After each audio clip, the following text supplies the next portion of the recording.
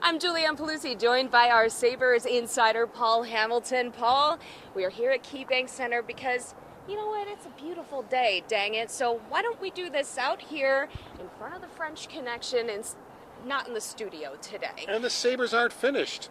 Yes, Between they're not. signing players and guys that are still playing, they're not finished. No, they're not. And granted, we haven't gotten to watch in a couple of weeks the Sabres play here at KeyBank Center, but they started the week out with a big signing, bringing back their captain, Kyle Okposo, for 1 year at $2.5 million.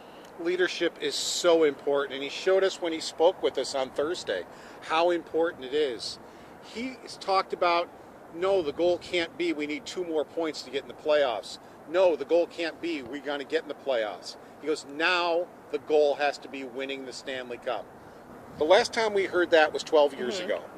More than 12 years ago. Now one of the Sabres, a leader on the Sabres, saying we can't be afraid of that type of a goal. We can't run from it. He goes, expectations are going to be high for us, and they should be. And he goes, we can't run from it. And we have to have that goal.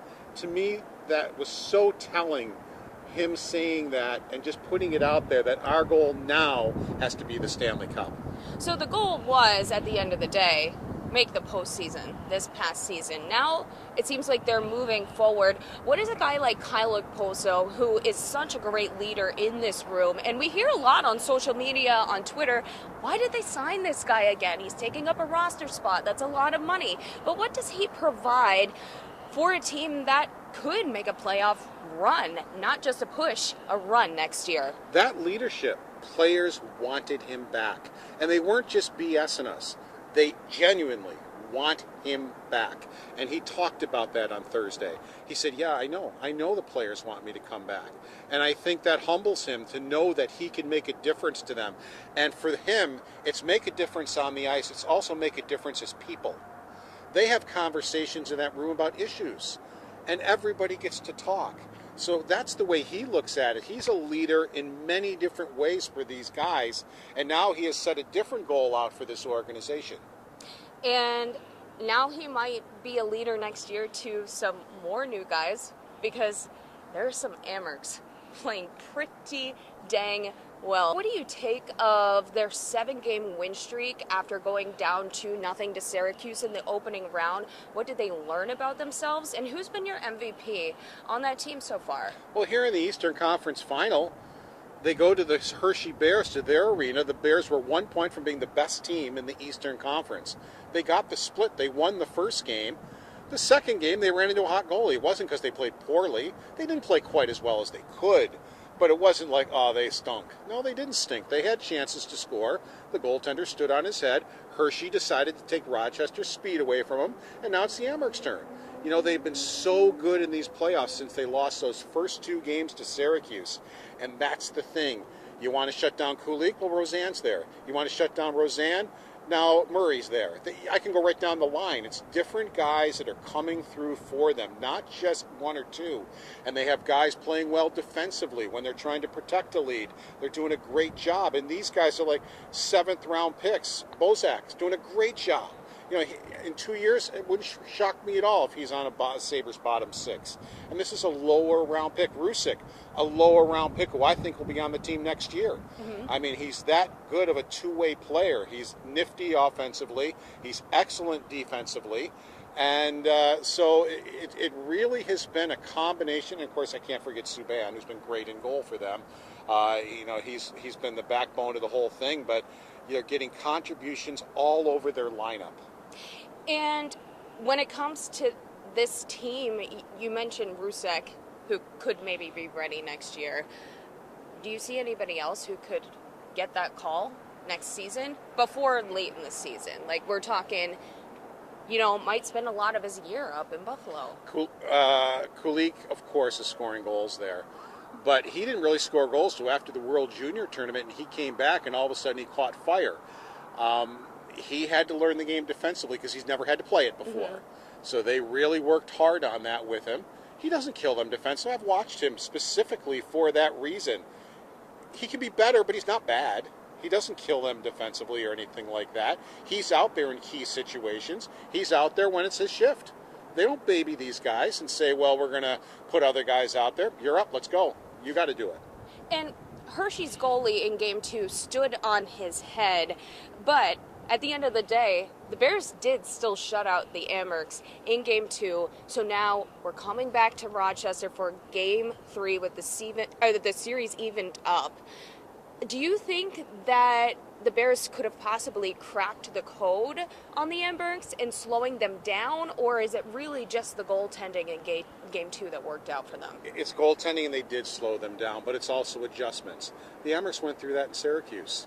You know what their last loss was? 2-0 in Syracuse. The exact same score. They played a lot worse in that Syracuse game they did against Hershey, and then they came home having to win. They win 8-5 and 4-0 after being shut out 2-0 and having elimination games. So that gives you a little history on what this team is about, and they don't lay on the mat very long. They go, they look at it, they figure it out, they make their adjustments, and they move on.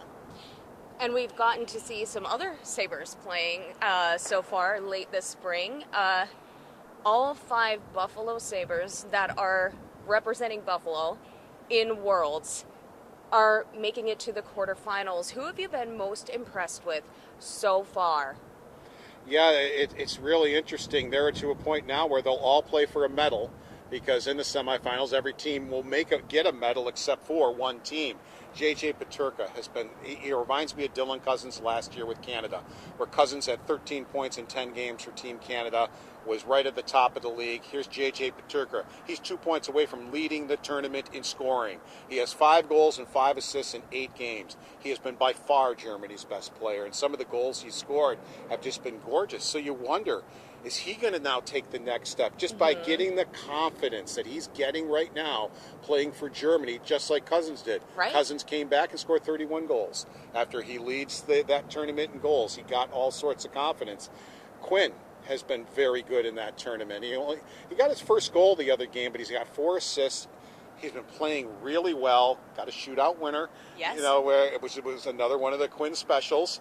And I think he's another one that probably is going to take a lot of confidence from playing on Team Canada. And when you are a young player, you have fresher legs, and you get to, it's a little easier to play after your season and keep going a little bit longer. But what does international competition do for them to be playing on that stage before they come back to Buffalo next season? The Sabres haven't played a game in over a month, but Kevin Adams has to be loving this. His young players. Now for Krebs, Quinn, Peterka, they're all doing it for a second straight year. They were on the playoff run last year with the Amherst and went 3 rounds. Now they're over there at the World Championships, again, playing postseason games and learning how to play them well.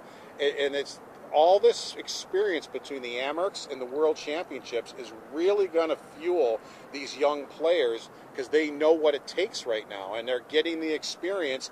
They didn't make the Stanley Cup playoffs, but a month after the season's over, they're still playing. Internationally, too. I think that brings a different flavor to your game. And speaking of these young players and the Amherst, Matthew Savoy making his debut in the organization. What did you think of his game? I should have said, too, he just finished the playoffs in junior. So there's another one who has been playing. He was 1 game from going to the Memorial Cup. But now that gave him a chance to come and play his first pro game as he played Game 2 for the Amherst. You could see the speed out there with it. You could tell he was a little nervous. He got a chance his first shift. He shot it wide. He was right in front, shot it wide. Happens. Of course he's nervous. He's 19 years old in his first pro game. But I think, the guys are smarter. They're faster. He learned that. Game 2, I think he'll even be better. But he wasn't bad. You think they can win Game 3? Oh, absolutely. I think they can. That place is crazy in Rochester. I wish you could hear the fans there. It is just nuts in that building. Over 10,000 people, and they really get behind their team. I really think that's one of the reasons, and the players said it too, they got by Syracuse. They scored both games, they scored 3 minutes into the game. And the kids, Kulik and Roseanne, did it. And the place went nuts. And they went nuts for the whole 3 periods. They never stopped. Paul Hamilton.